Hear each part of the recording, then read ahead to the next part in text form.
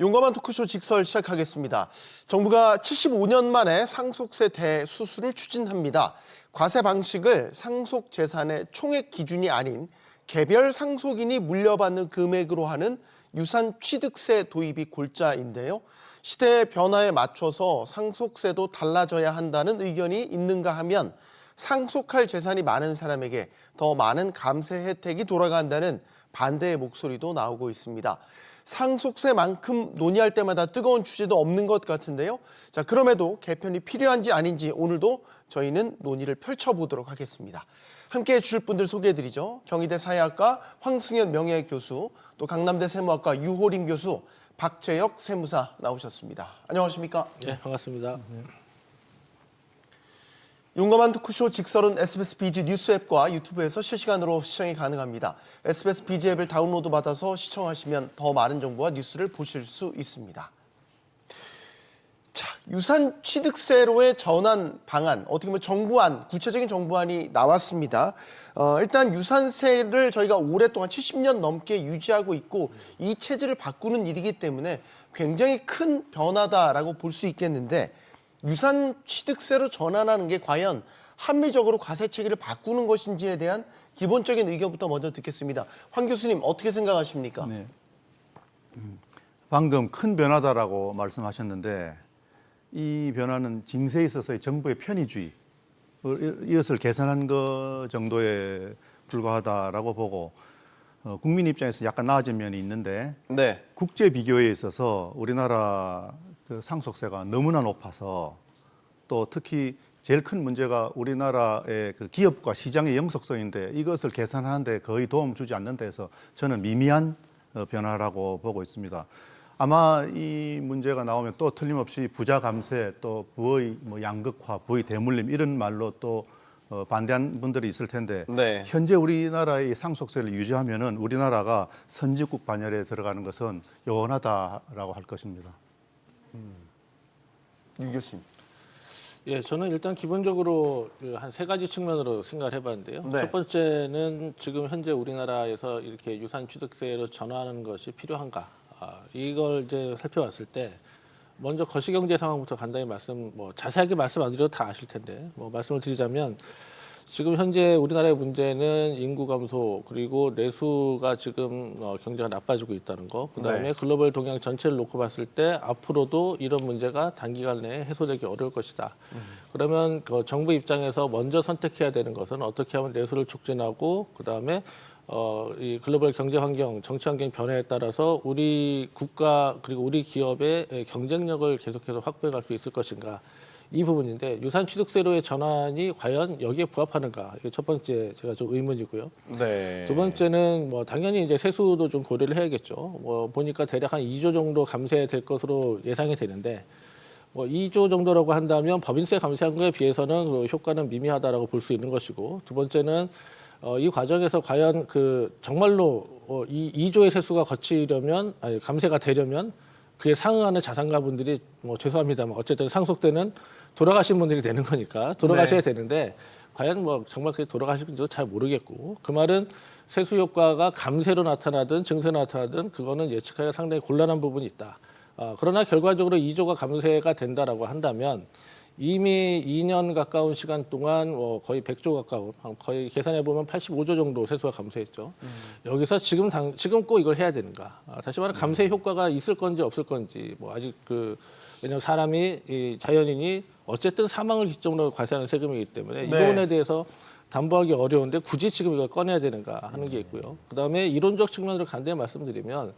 상속세라고 하는 것은 피상속인의 권리와 의무가 상속되는 단계. 다시 말하면 피상속인이 가지고 있는 권리의 이전 단계에서 피상속인이 사망으로 인해 권리를 이행할 수 없게 되니 네. 그거를 상속인이 대리하는 거죠. 그렇다면 유산 취득형으로 간다라고 하면 원래의 권리에 해당하는 상속세를 피상속인, 사망자가 내야 되는데 그거를 유산을 취득받고 있는 자녀들이나 아니면 상속인들이 납부하는 것은 결국에는 피상속인이 남긴 그 권리에 대한 정산을 상속인이 하는 거죠. 그러니까 대리하는 네. 역할인데 그거를 마치 상속이 소득인 양 생각을 하니까 내 부담이 크다라고 생각하는 것은 기본적으로 상속의 논리에 맞지 않는다 말씀드리고 그다음에 하나만 더 말씀드리면 EU를 비롯한 뭐 미국 같은 경우에 대부분 다 유산 취득형을 하고 있다. 근데 그 역사적 배경을 살펴봐야 됩니다.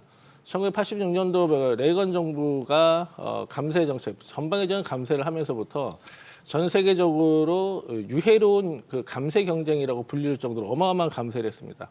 그 감세 과정에서 결국에는 자산가들을 자국으로 유치하기 위해서 어떻게든 세부담을 낮춰줘야겠다라는 네. 이제 그 기제가 작동을 한 것이고 그 과정에서 세계적으로 결국에는 세부담을 낮추기 위한 수단으로서 원래의 앞서 말씀드렸던 상속에 관한 권리 이전 이 부분을 마치 상속 소득인 것처럼 해서 유산을 취득하는 자에게 세부담을 낮춰주는 이런 방향으로 이전이 됐던 겁니다. 그렇다면 앞서 말씀드린 이런 세 가지, 네 가지 측면에서 고려해 봤을 때 지금 당장 우리나라의 거시경제 상황이든 아니면 이론적 측면이든 아니면 세수 상황이든 무엇으로 봐도 사실은 우리나라 현재 상황에 그렇게 꼭 필요한 것은 아니다라고 생각이 들고요.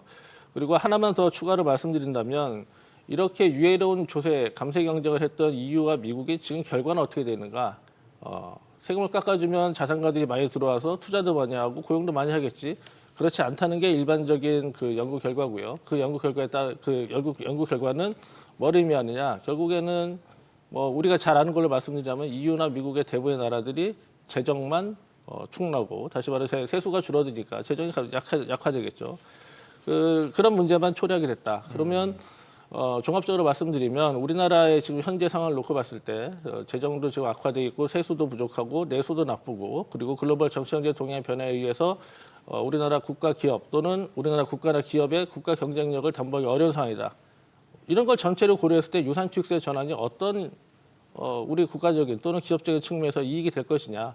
저는 굉장히 좀 부정적입니다. 시기는 맞지 않는다. 그리고 그 내용이 추구하는 바가 어떤 것인지 잘 모르겠으나 다른 나라의 경험으로 봤을 때 세수 감소 그리고 재정 약화, 뭐 양극화니 이런 것은 뭐 부차적인 문제로 생각됩니다. 예, 이 정도 말씀드릴 수 있을 것 같습니다.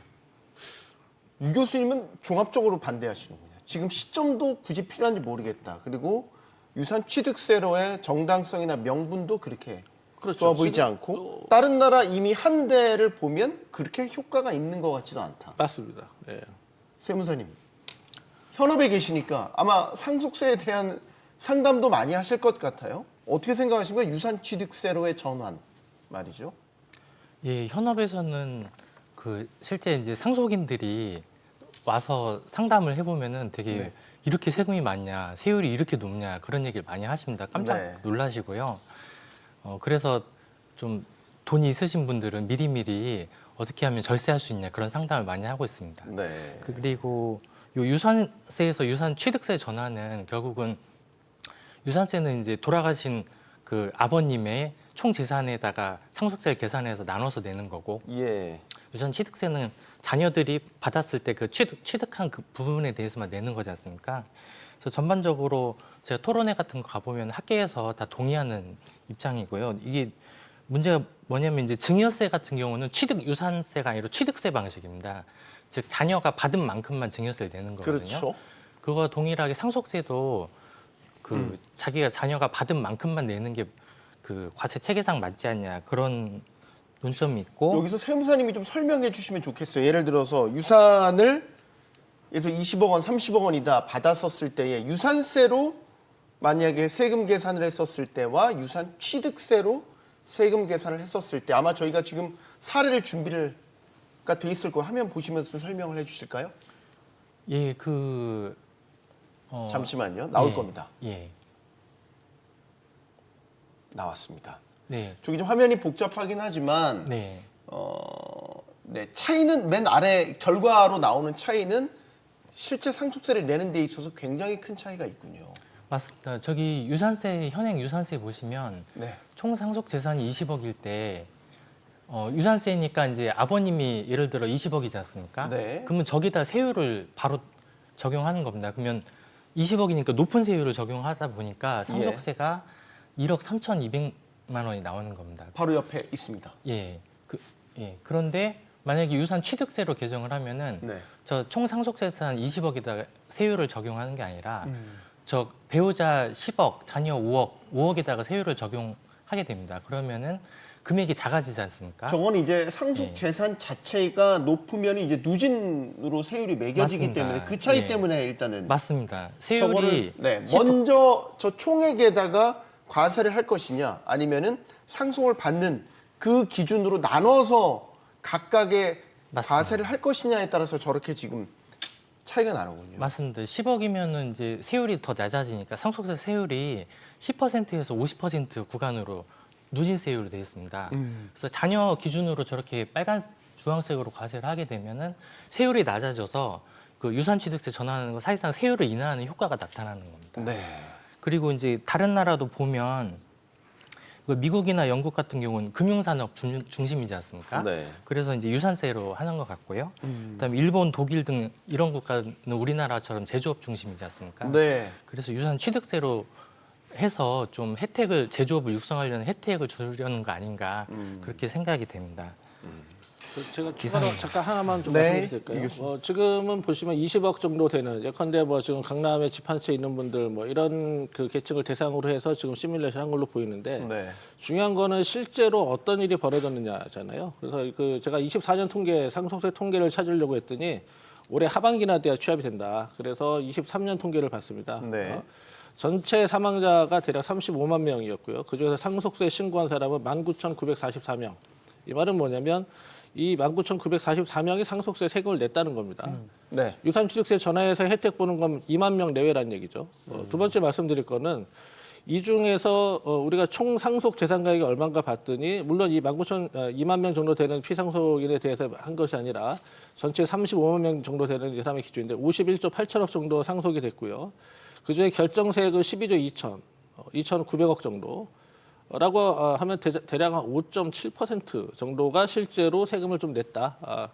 전체 뭐 35만 명 중에서. 나머지는 이제 공제받고 그렇죠. 뭐 이런 것들을 네. 실제로 내지는 않았던. 그래서 이거 그 소득 상속 재산 구간별로 봤습니다. 봤더니 50억 이하 구간에 1,928명, 100억 이하 구간에 850명, 500억 이하, 100억 초과 500억 구간에 402명, 500억 초과 구간에 37명. 그러면 2만 명 정도 되는 분들 중에서 네. 세금을 내신 분들 중에서 이 지금 말씀드렸던 상속 재산이 많은 분들이 혜택을 보는 구조로 좀 전에 시뮬레이션 나왔지 않습니까? 네. 이분들의 유효세율, 실제로 세금을 내는 그 세부담이 굉장히 많이 낮아질 것이고 결과적으로 놓고 보면 전체 사망자 중에서 대략 뭐 2만 명 정도가 세금을 내는데 그것도 사실은 50억 초과하는 부분들, 상속세 과세가액 50억 초과하시는 분들 다 합쳐 보니까 대략 한 3,500명 정도. 이분들이 훨씬 더 많은 혜택을 보게 된다. 그렇다면 지금 앞서 말씀드렸던 그런 전체적인 배경 하에서 네. 수천 명에 불과한 이분들이 엄청난 혜택을 보는 이 유산취득세 전환을 지금 꼭 해야 되는가? 이게 정책 순위에 있어서 한번 고민을 해봐야 되는 게 아닌가 싶습니다. 황 교수님. 결국 부자 감세 얘기로 가는데 지금 논의가 30만에서 35만 명 정도가 돌아가시고 이 중에서 19,000명이 세금을 냈다는데 예전에는 7, 8천 명이 냈습니다. 그런데 이제 최근에 들어와서 이제 부동산 가격이 올라가니까 이제 늘었죠. 그런데 50억 이상의 자산가들이 3,500명 정도 됐다고 하는데 이 예를 들어 보겠습니다. 20억 재산이 있는 사람이 상속세를 내는 것하고 이건희 회장 돌아가셨을 때 그 자손들 상속 내는 것하고 자 이건희 회장이 돌아가셨을 때 20조 재산에서 주식이 20조인데 그중에서 12조를 냈습니다. 네. 60%죠. 그리고 실제로 20조에서 12조 냈다고 하는데 실제로는 제가 계산해 보니까 31조 재산에서 23조를 국가에 세금 내거나 헌납했습니다. 부동산 말고 이제 미술품, 골동품이 3조라고 하는데 실제 시가는 10조 정도 됐다. 그다음 병원 짓는데 1조, 그게 31조에서 23조에서 전체적으로 75% 정도를 냈습니다. 자, 이 3,500명이라고 하는 이분들은 거의 다 기업가들입니다. 기업가들이 그 자기 평생 기업을 일구고 모아온 자산을 50%, 60%를 낸다. 그러면 그래서 그 개인 그 한 사람이 모여서 3,500명이 아니고 이 3,500명이 속해 있는 사람들은 아마 수백만, 수천만 명일 것입니다. 이렇게 해가지고 기업들에서 사라지면 그리고 실제로 이제 그 세금을 못 내면 이제 물납을 하게 되는데 예를 들면 이제 넥슨이라는 회사 있지 않습니까? 네. 게임 회사. 그 회사가 자산이 10조 있는데 갑자기 돌아가셔가지고 6조를 냈습니다. 배우자와 딸이 이제 물려받았는데. 네. 그래 이제 다 자산 팔고 낸 게 1조 3천억이고 나머지 4조 7천억을 이제 물납을 했습니다. 그래서 기재부가 2대 주주가 됐죠. 네. 근데 그런 기업, 그런 게임 회사, 그런 대형 게임 회사를 살 수 있는 곳이 어디냐? 중국밖에 없습니다.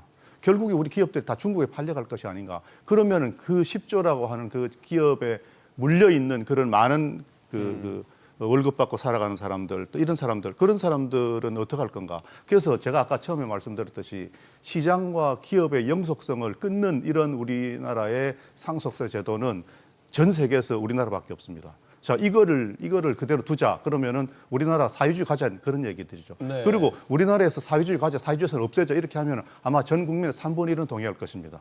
이렇게 가면 안 되는 겁니다.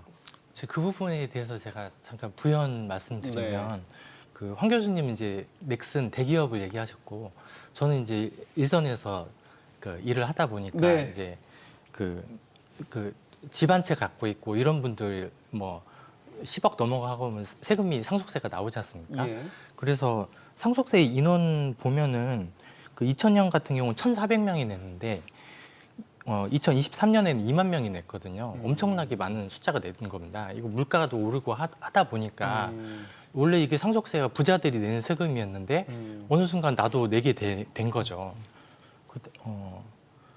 그래서 이런 측면에서 또 보면은 좀 네. 상속세가 좀 과다한 측면이 있지 않냐 그런 의미에서 그 유산세에서 유산 취득세 전환은 좀 바람직하지 않냐 이렇게 생각이 되고요. 네. 두 번째로 이제 유호랭 교수님께서 이제 내수가 안 좋고 기업 경쟁력을 이제 키워야 되는 그런 상황에서 꼭 해야 되냐 이제 이렇게 말씀하셨는데 감세에 따른 걱정을 하시는 거죠. 네네 예. 세수가 이제 부족해지니까요. 근데 우리나라 세수 변동 세수 펑크 뭐 이 얘기가 보면은 이제 대부분 법인세 때문에 일어납니다. 왜냐면 이제 그 반도체나 뭐 자동차 이런 거를 경기에 따라서 법인세가 많이 거치고 적게 거치고에 따라서 세수가 왔다 갔다 하는 것이지 네. 또 상속세는 전체 세수 중 2%밖에 안 됩니다. 그래서 물론 이제 경기를 살리는 것도 중요하지만 상속세도 기업의 이제 경쟁력, 이제 일하고 싶은 그런 마음을 들게 하는 그런 세금 중에 하나이기 때문에 이 경기 측면에서도 그 같이 봐가면서 종합적으로 설계해서 추진해야 된다 이렇게 생각하고 있습니다.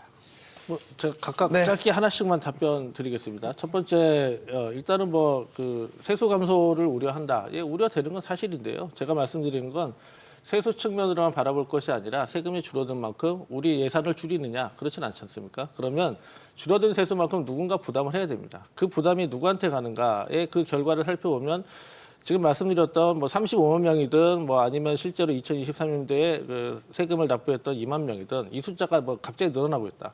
근로소득자 1,850만 정도 됩니다. 그러면 이 줄어든 세금은 결국에 어디선가 보충을 해야 되는데 자산가를 깎아주면 다른 걸로 자산가한테 다시 과세할 수는 없지 않습니까? 그러면 결국에 근로자들에게 이 세부담이 전가될 수밖에 없다. 세수 부족분을 요거 하나 말씀드리고 네. 두 번째 말씀드릴 것은 아까 우리 황 교수님께서 그 대기업 말씀을 하셨는데 뭐 당연히 필요합니다. 우리 기업 지키는 것도 필요하고 다만 삼성이라고 하는 대기업을 아까 말씀을 하셨으니 예를 들어 말씀드리면 삼성 같은 그 대기업이 그러면 오로지 자기 힘으로 그 기업을 만들었느냐?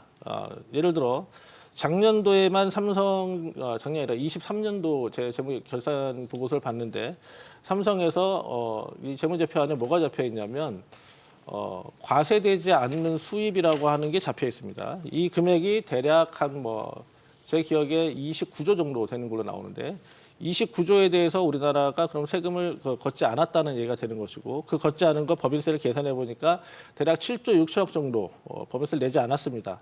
그 말은 무슨 얘기냐면 정부가 그 정도의 법인에 대해서 세금 부담을 줄여주고 그렇게 되면 배당 가능이 높아지고 배당 가능이 높아지면 주가에 반영이 되고 대주주에게 그 혜택이 귀속되는 것이죠. 그 말은 어떠한 그 대기업이 그 기업을 지키는 것도 중요하고 그 벌어지는 상속에 대한 부담을 덜어주는 것도 필요하다라고 할지라도 그 대기업을 중심으로 결국에는 지분 가치가 상속의 재산의 대부분이 될 터인데 그 지분 가치에도 조세 지출을 통해서 얻어진 경제적 이익이 있다. 이 말은 국가의 재정 또는 온 국민이 함께 부담해야 될 세금을 그 법인에게 감면해 줌으로 해서 얻어진 부분이 기여하고 있다. 자, 그 기여분에 대해서 그러면 최소한 상속하는 단계에서는 일정 수준 정산을 되는 거 아니냐. 이 말씀인데 네. 이거를 짧게 학계에서는 뭐라고 얘기하느냐. 대기업이 아니라 일반적으로 기업인들이 추구하는 것은 이익은 최대로 사유하고 비용은 최대한 사회화한다.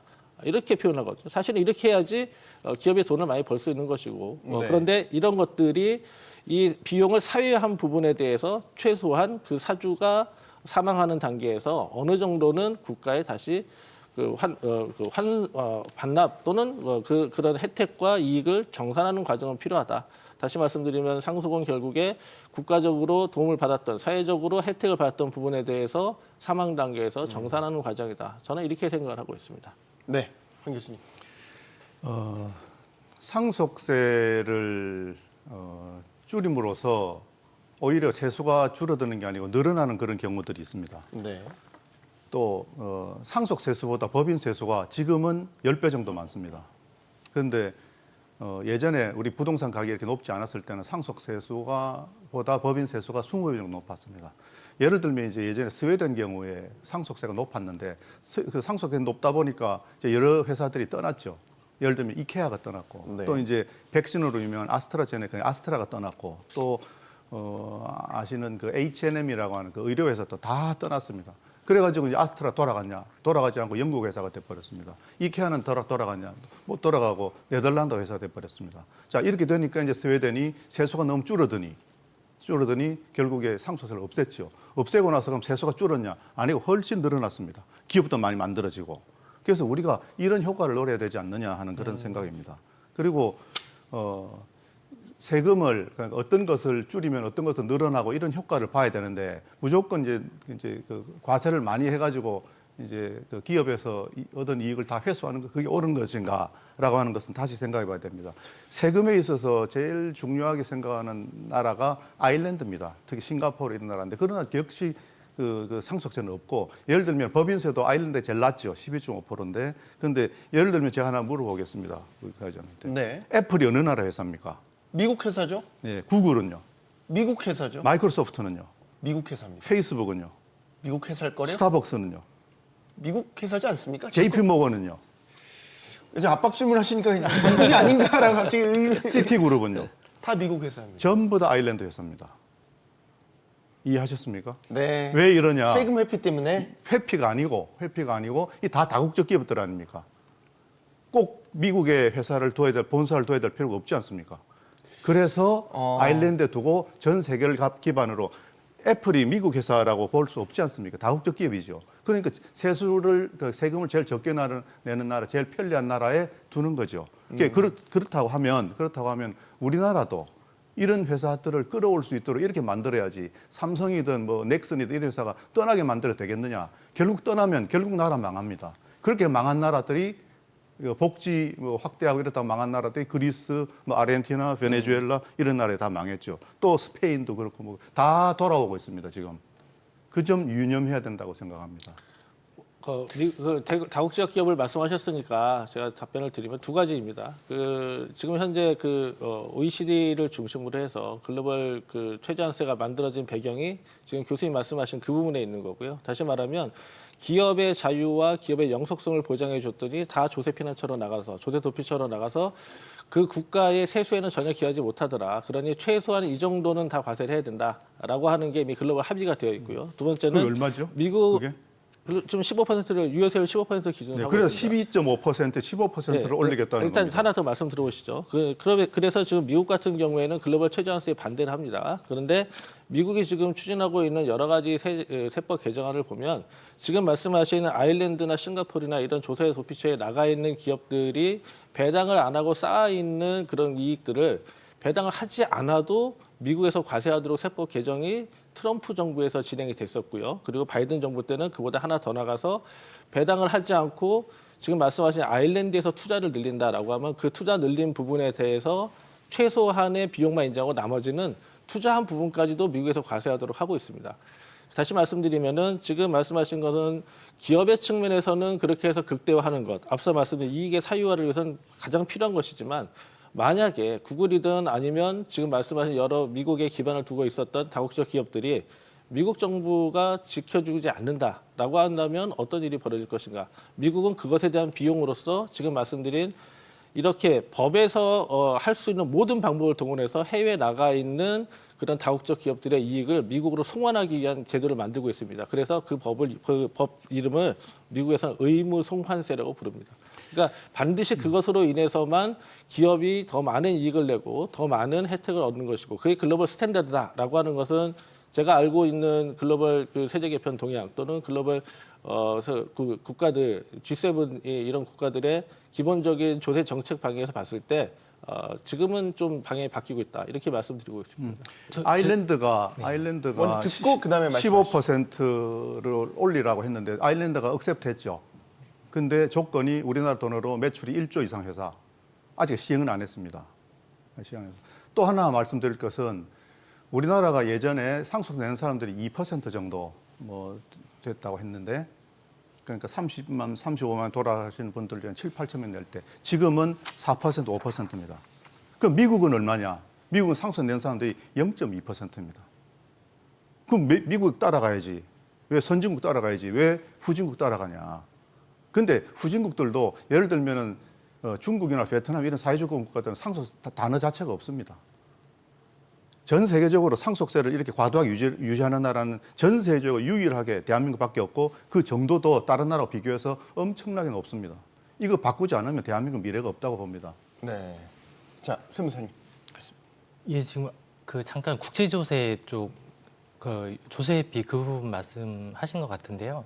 이 상속세는 이제 우리나라 사람에 대해서 우리 기업인들이나 사람에 대해서 내는 거라서 우리나라 기업인들이 안 떠나게 하면 되는 거니까 그 상속세를 그 편안하게 내게끔 좋은 환경을 만들어서 그 기업을 열심히 해서 법인세 수를 많이 걷게 하는 그런 방향으로 가는 게 맞지 않냐 그렇게 생각을 합니다.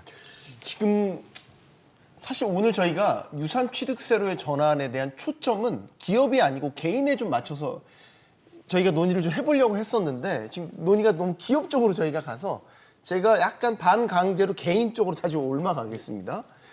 개인들이 이제 이런 식의 유산취득세를 전환을 했었을 때에 상속 대상에 가장 민감한 건 부동산입니다.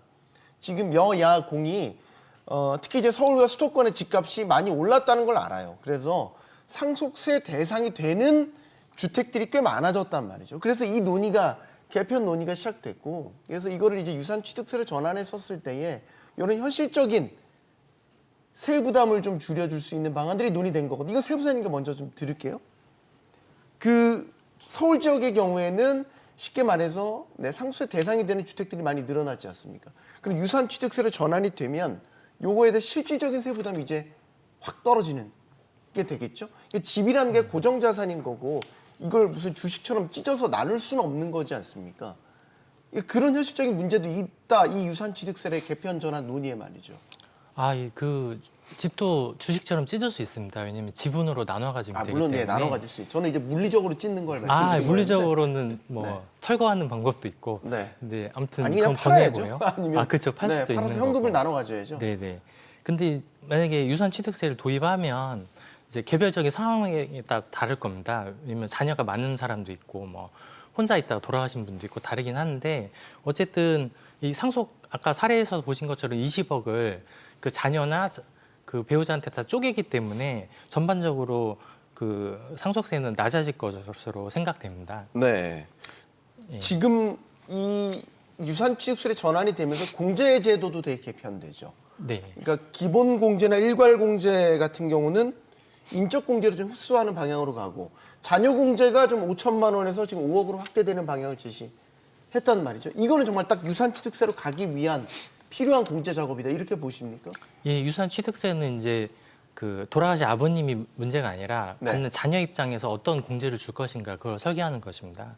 그래서 자녀 1인당 5억 원, 지금은 이제 5천만 원이죠. 예, 5천인데 5억 그 전에는 이제 일괄공제 5억으로 했는데 이제 자녀나 가족 특성에 따라서 인별로 5억 원 이렇게 하기 때문에 개별적인 가족의 특성을 반영할 수 있다는 점에서 긍정적이라고 저는 생각합니다. 네. 유 교수님, 이게 집 가지고 계신 분들이 상속했었을 때의 상속세 부담이 갑자기 난 상속세 대상이 아닌 줄 알았는데 집값이 올라버려서 상속세 대상이 돼서 갑자기 부담스럽다. 이런 이제 이야기를 하시는 분이 많잖아요. 기업 측면 말고 개인 측면에서 봤었을 때는 유산취득세의 전환이 조금 더 합리적으로 받아들여지지 않겠습니까? 일단 그 좀 뭐 닭이 먼저냐 달걀이 문제냐 하는 문제인데요. 짧게 하나 짚어드리면 지금 우리나라 부동산 가치, 그 주택, 건물, 토지가 GDP의 8배를 넘어섰습니다. 네. 그 말씀을 이제 그대로 이 상속 문제에 대입을 하면 결국에는 상속세 부담이 일부 중산층도 늘어날 수밖에 없다. 저는 그 부분을 부정하지는 않습니다. 네. 그런데 그렇다면 부동산 가격을 안정적으로 하향시킬 수 있는 정책이 우선돼야 되는 것이지 그렇게 부동산 가격이 높아졌으니 상속세 부담을 덜어주자. 자, 이 거꾸로 우리나라가 부동산 가격이 계속 하락하면 사실은 그러면 유산취득세 전환의 의미가 없다. 이 얘기가 되는 거 아니겠습니까? 그래서 이 부분은 먼저 하나 말씀드려야 될 것 같고요. 두 번째는 지금 말씀하신 것처럼 그래도 불구하고 현재 상황으로는 어쨌든 집 한 채 때문에 상속세 부담이 생길 수밖에 없다라고 한다면 그 부분에 있어서 제가 생각하는 방법은 거주 목적 그 주택 한 채의 경우에는 사실 상속에 있어서 일정 부분 더 고려를 해줄 필요는 있다라는 생각을 하고 있고요. 그렇다면 이제 거주 목적이냐 아니냐 이거에 대해서 판단하는 부분도 사실은 실제로 누가 얼마나 거주했었느냐 뭐 이런 여러 가지 그 판단이 필요한데 실무적으로 이 부분에 좀 쟁점이 되고 있습니다. 그래서 네. 이런 부분적인 그 상속세의 문제점을 개정 또는 개선하면 되는 것이지 유산취득세로 꼭 가야 되는 것은 아니다 이렇게 생각이 들고요. 마지막 하나 더 덧붙여 말씀드리면 지금 결국에는 자산 가치가 많이 상승을 해서 부득이하게 상속세를 납부하는 그 세대가 늘어났다. 그런 일이 벌어질 수 있다. 그러면 그래서 그거를 예컨대 유산취득형으로 전환하고 자녀 공제를 5천에서 10배 올려주자. 자산 가치 상승 때문에 그렇다는 거죠. 네. 그렇다면 같은 논리라고 한다면 다른 공제 금액도 다시 말하면 다른 세금과 관련된 공제 금액도 다 올려줘야 되는 거죠. 제가 가장 비판적으로 보는 대목이 이 대목인데요. 지금 물가연동제 한다고 얘기를 하고 있긴 합니다만 근로소득자 같은 경우에는 2000년대 초반에 기본공제금액 정해진 이후로 지금까지 25년 동안 안 바뀌었습니다. 근데 그동안 물가 상승을 고려한다면 지금 그 부동산 가치 상승한 것보다 물가는 더 많이 올랐다는 거죠. 그러면 그것도 똑같이 10배 또는 뭐 필요하다면 20배도 올려줘야죠. 그러나 이 부분에 대해서는 이야기하지 않습니다. 뭐라고 얘기하냐면 과세 기본원칙은 넓은 세원, 낮은 세율이다. 그 말은 영원히 근로자들은 세원이 넓으니까 너희들은 과세 대상이 되는 것이고 그리고 거기에 낮은 세율로 과세하면 되는 것 아니냐. 이 얘기가 되는 것인데 그렇다면 그렇게 과세하는 것이 옳다라고 할지라도 최소한 지금까지 이 기본 공제 금액을 25년 동안 고정함으로 해서 나타나고 있는 추가 부담하고 있는 그 근로소득세 세부담도 당연히 낮춰야 되는 겁니다. 왜 앞서 말씀드렸던 고작 한 2만 명 정도 되는 실제 상속세 납세자를 위해서는 이렇게 복잡한 제도를 별로 부합하지도 않은 시대에 만들어내면서 1,850만 가까운 근로자들을 위해서는 왜 이 부분에 대해서 그렇게 인색하게 하는가. 전체적인 사회적인 공평의 측면에서 보자면 이 부분도 함께 고려한다면 저는 뭐 인정할 수 있습니다. 그런데 말씀드렸던 것처럼 이 부분에서 상속 부분의 세금을 감세가 필요하지만 넓은 세원과 낮은 세율을 유지하려면 근로자들은 세금을 계속 내라라고 하는 건 이 사회 전체의 어떤 공평이나 형평의 측면에서 봤을 때 전혀 그 논리에 맞지 않는다 이런 생각을 좀 하고 있습니다. 네, 세무사님. 예. 그 지금 물가 부분 문제입니다. 이게 상속세는 그 돌아가신 아버님이 뭐 오랫동안 보유를 했는데 그 물가가 올라서 지금 상속세 인원이 많아졌지 않습니까? 네. 그래서 이 물가 부분에 대한 고려가 없는데 그 고려하는 게 현행 119 공제 10억 즉 면세점을 구성하는 겁니다. 근데 이런 그 면세점에 대한 개편은 지금 국회에서도 계속 논의가 되고 있지만 개정하기가 쉽지가 않습니다. 왜냐하면은 서로 그 보는 관점이 다르기 때문에. 면세점이라고요? 네네. 10억 그 배우자 공제 5억, 일가 공제 5억 하면 10억이지 않습니까? 네. 10억 이하는 상속세를 안 내는데 그게 면세점인 겁니다. 그걸 면세점이라고 네. 하는군요. 근데 그거를 매년 네. 올해는 12억 올리자, 올해는 15억 올리자 이렇게 개정하기가 이게 쉬운 일이 아닙니다. 그래서 제 생각에는 좀 물가 상승 공제 같은 걸 둬서 그런 물가 상승 부분을 반영을 좀 해주자. 왜냐하면 양도소득세 같은 경우도 장기 보유 특별공제라고 그래서 네. 보유기간에 1년에 2% 1세대 1주택자는 4% 정도 물가 공제를 해줍니다. 네. 퇴직소득 같은 경우도 장기간 근로에 따른 퇴직 소득이 일시적으로 일어나기 때문에 네. 그 장기 근속 공제라는 게 있습니다. 근속 기간에 따라서 그런 것처럼 상속세도 뭐 이게 돌아가신 아버님이 그 뭐 언제부터 경제 활동을 했는지 또는 뭐 예를 들어서 부동산을 물려줬으면 언제 취득해서 상속이 이루어졌는지 이런 걸 감안해서 공제 제도로 이렇게 딱 신설을 해주면 매년 이런 논의도 할 필요도 없고 또 이렇게 상속세 과세 인원이 자동적으로 늘어나는 일도 없어지지 않을까 그렇게 생각을 합니다. 네. 유 교수님께 제가 질문 드리고 싶은 거는 예를 들어서 이제 근로소득세에 대한 공제 혜택은 상대적으로 크지 않고 이렇게 상속세에 대한 공제 부분만 확대해가는 이제 형평성에 좀 문제를 제기하셨잖아요. 네, 맞습니다. 근데 이제 우리 개인 차원에서 보면 우리나라 사람들의 자산 구조라는 게 70%가 부동산에 쏠려 있다 보니까 현실적인 여건도 고려한 게 아닐까라는 생각이 들어서 다시 질문을 드리겠습니다. 네, 맞습니다. 현실적으로 부동산 가치가 상승한 부분이 있기 때문에 이걸 조정해야 된다. 그런데 앞서 그 서두에 제가 말씀드렸던 게 그럼 닭이 먼저냐 달걀이 먼저냐.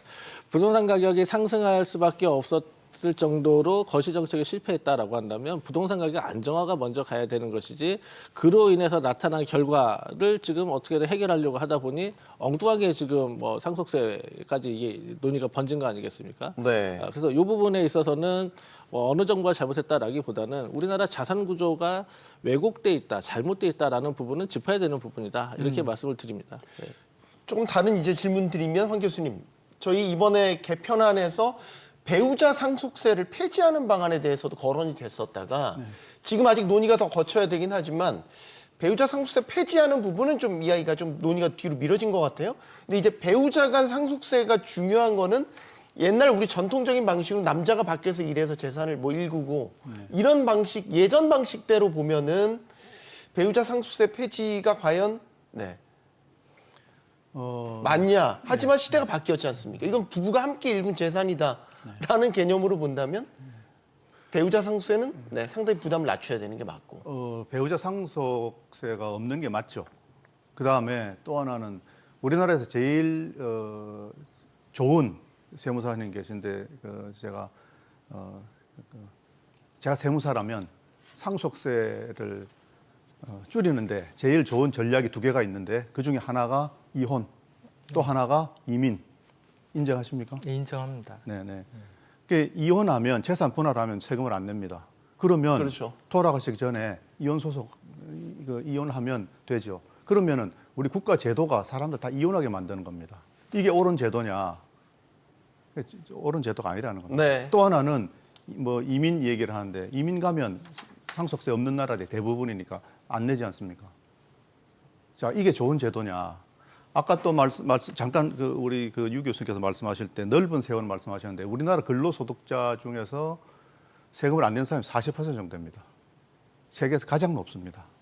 또 하나는 미국 같은 경우에는 이게 공제액 있지 않습니까? 물론 부부간에는 공제가 세금이 없고 그러다 보니까 미국에는 이 공제액을 계속 높여주니까 해마다 달라지니까 이제 자식한테 물려줄 때 그러니까 본인이 물려주는 것뿐만 아니고 자기 부인한테 줘서 부인이 또 물려주게 이게 2배가 됩니다. 그러다 보니까 지금 1,400만 불까지 이제 물려주게 되는데 그러다 보니까 합해서 400억까지 뭐 이런 것들이 다 부부간의 상속 그다음에 또 세대간의 상속이 다 연결돼서 이렇게 전 세계적인 선진국까지 다 취하고 있는 이 방법이 뭐냐면 재산권을 인정하는 겁니다. 돈을 벌면 이 돈을 쓸 수 있는 권한도 그 재산권에 포함되는데 이걸 국가가 반을 가져가겠다고 하는 것이 이게 옳은 일인가? 그리고 남편이 돈을 벌었는데 그리고 그 부인이 거기에 대해서 이제 재산권을 행사를 하는 것에 그 제재를 가하는 게 그게 옳은 법이냐? 그래서 대부분 나라들은 부부간에 상속세가 없는 겁니다. 그 세무사님께 여쭤보고 싶은 거는 우리 왜 드라마 같은 거 보면은 유산 가지고 형제들끼리 싸우잖아요. 만약에 유산 취득세로 가면 이런 형제들 간 이 상속 다툼 이런 게 좀 줄어들 여지가 있다고 보십니까? 이 상속세는 그 세금을 얼마나 매길 거의 문제고요. 그 드라마에서 나오는 거는 서로 많이 가지려고 싸우는 거라서 그건 별개의 문제라고 생각합니다. 별개의 문제일까요? 네. 각각 받은 만큼만 세금을 낸다라고 하면 오히려 좀 깔끔하게 재산 분할이 이루어지는 거 아닌가라는 생각이 들긴 하는데. 이 현행도 이제 돌아가신 아버님의 상속세를 계산한 다음에 자기가 받은 지분만큼 상속세를 내는 구조라서 네. 뭐 그 약간 동일합니다. 그리고 대신 이제 문제가 연대납세 의무라고 그래서 형제 중에 한 명이 안 내면 딴 자녀가 그 내야 되는 그런 문제가 있어서 연대납부제도가 있군요. 네네. 그래서 오히려 유산 취득세로 전환하면 이런 연대납세 의무 문제가 없어져서 좀 긍정적인 측면이 있습니다. 자, 상속세 개편에 대한 찬반 여부를 묻는 설문조사도 진행이 됐습니다. 저희가 준비가 돼 있으면 좀 보여주시면 좋겠는데. 자, 지금 이제 또 포커스를 좀 기업적으로 옮겨가 보도록 하겠습니다. 일단 이거 보시죠. 네. 일반 국민과 전문가를 나눠서 개편 필요성에 대한 응답률을 봤습니다. 일단 개편이 필요하다라고 전체적으로 동의하는 거는 일반 국민과 전문가 모두 공이 상당히 높습니다. 그러니까 방향은 모르겠지만 디테일한 부분은 모르겠지만 지금 체계로는 문제가 있다. 개편을 해야 될 필요성에 대한 공이 많은 분들이 공감을 하고 계십니다. 자, 저희가 여기서 논쟁이 됐던 아직 합의가 되지 못한 부분 이제 좀 마지막으로 다뤄보려고 하는데 그 정부 여당이 주장하는 안은 이제 최고세를 좀 낮추자라는 안도 나와 있어요. 유 교수님께 먼저 듣겠습니다. 이거는 50%에서 40%로 낮추자는 안이 지금 제시된 상태인데 여기 대해서 어떻게 생각하시는지 의견 듣겠습니다. 네, 뭐 그 앞서 저한테 답변 기회 안 주신 거 짧게 말씀드렸죠. 배우자 상속공제는 저는 제가 안 드렸군요. 배우자가 죄송합니다. 네, 배우자의 생애 기간 동안 그 공동으로 형성한 자산에 대해서 인정을 해야 되기 때문에 저는 이 부분은 금액이 다소 과거에는 좀 과도했죠. 그 1990년대에 30억이면 굉장히 큰 금액이니까요. 네. 근데 이 부분도 사실은 이제 그 공동으로 형성한 기업 부분에 인정할 필요가 있다. 그래서 요거는 좀 좋지 않은 게 어떨까. 다만 금액은 조정이 필요하다. 이런 생각 가지고 있고요. 그리고 또 한 가지 말씀드릴 거는 지금 말씀하신 그 세율 문제인데 만약에 지금 과거의 유산형에서 세율을 조금 조정하겠다라고 하는 것은 어찌 보면 이런 전체적인 현 상황에서 세부담이 증가하고 있다는 이런 측면에서 한 번쯤은 고려해 볼 수도 있다라는 생각을 했었지만 유산 취득형으로 가는 데 있어서 이 최고 세율을 인하한다 또는 과세 구간을 조정한다라고 하는 것은 이미 상속 재산 총액에 대해서 과세하던 것이 그 상속을 받는 자, 상속인들이 취득하는 형태로 재산가액 자체가 n분의 1로 줄어들었기 때문에 네. 여기에 그 세율까지 낮추겠다라고 한다면 이 중에 혜택이 되는 것이고 이 중에 조세 부담 감소, 다시 말해 세수 감소가 있을 것이기 때문에 이 부분은 좀 신중해야 된다. 다만 필요하다면 배우자 공제라든지 아니면 그 공제 금액의 조정은 생각해 볼 수 있다. 그 전제 조건은 역시 가장 좋은 것은 현행 유산세 체계 하에서 조정을 하는 것이고 유산 취득형으로 간다라고 한다면 이 모든 것을 다 동원해서 가급적 세부담을 최대한 낮춰주겠다라는 것보다는 일정 부분 감해주는 것까지는 고려할 수 있다. 근데 유산 취득형 자체가 이미 감세 효과가 있기 때문에 추가적인 조정이나 아니면 세율 인하는 불필요하다 이렇게 생각합니다. 황 교수님, 지금 그 최대 주주 같은 경우는 최고세로 또 할증이 붙잖아요. 네. 재계에서는 이걸 좀 낮춰야 된다는 요구를 없애자고 하죠. 없애자고 하죠. 아예 할증은. 예. 그리고 최고세율도 좀 낮추는데 기본적으로 황 교수님 어떻게 생각하시는지? 전 세계적으로 할인은 있는데 할증하는 나라는 대한민국이 유일합니다.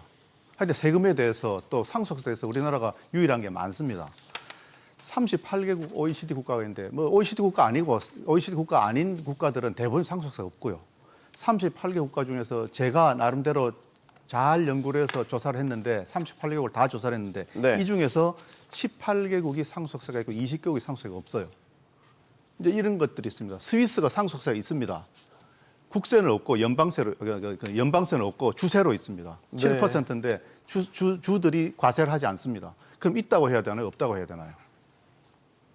그걸 있다고 쳐서 있는 데가 18개국이고 없는 데가 20개국입니다. 그런데 OECD 그 국가들의 평균 상속세가 얼마냐? 26%, 27% 이렇게 얘기합니다. 네. 그런데 이것은 OECD 국가 중에서 상속세 있는 국가들만 포함됐을까요? 아니면 없는 국가에 다 포함해서 38개국의 평균을 냈을까요? 제가 보니까 26%, 7%라고 하는 것은 상속세 있는 국가들만의 평균을 얘기하는 것입니다. 상속세 없는 국가들 합치면 13%죠. 그러니까 평균이 그렇습니다. 그런데 대부분의 국가들은 공제제도를 갖습니다. 예를 들면은 일본이 상속세가 55%다. 우리보다 높니라고 하고 있습니다. 그런데 거기는 비상장 기업의 경우에 80%를 공제하고 20%에 대해서는 냅니다. 그러니까 55%니까 실제 실효세율은 11%죠. 독일 같은 경우는 30%인데 85% 공제하고 15%에 대해서는 내니까 실제 실효세율은 4.5%입니다. 그것도 네. 일본도 그렇고 독일도 그렇고 다 향후 5년 동안 혹은 7년 동안 기업을 유지하면 면제시켜 줍니다. 대부분이 그렇게 할인, 면제 뭐 이렇게 가지고 있는데 우리는 너무 높다. 50%에서 60% 할증하는 것도 뭐 유례가 없는 일이고 그것을 40%로 낮추자고 하는데 이 40%는 대단히 높은 것입니다. 우리가 OECD 평균 정도 가면 맞지 않느냐라고 하는 생각입니다. 알겠습니다. 네, 상속세 개편안에 대해서 아직은 좀 넘어야 할 산이 높아 보입니다. 상속세 최고 세율도 그렇지만 뭐 가업 상속 공제 같은 여야가 첨예하게 부딪히는 쟁점들에 아직은 큰 진전이 없어 보이죠. 타협과 합의의 정치 기능이 상속세 개편에 필요한데 아직까지는 제대로 작동하지 못하고 있어서 걱정입니다. 토론 마치겠고요. 여기는 모든 경제가 모이는 SBS 비즈입니다. 시청해 주셔서 고맙습니다.